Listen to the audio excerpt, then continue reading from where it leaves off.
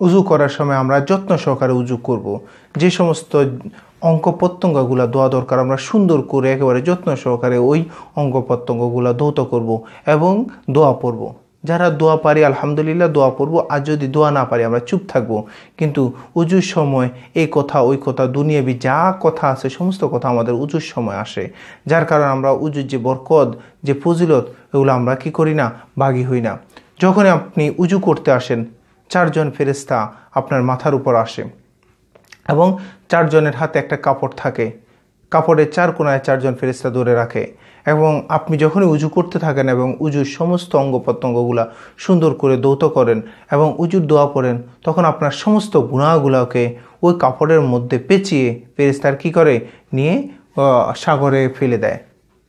কিন্তু কোনো কারণে যদি আপনি কথা বলা শুরু করেন, আপনি একটা কথা বলতেছেন, ওই 4 জন ফেরেশতার যে কাপড়টা ধরে আছে 4 মাথা একটা কোণাতায় ওই একটা কথা বলার সাথে সাথে ফেলে দেয়।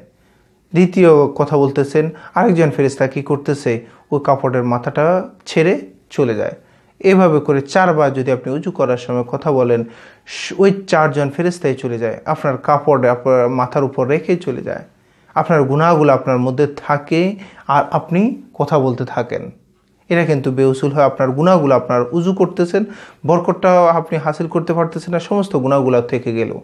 এই জন্য আপনি কোনো ধরনের হয় দোয়া পড়বেন, নাহলে কি করবেন না, আপনি কোনো ধরনের কথা বলবেন না, চুপ থাকবেন।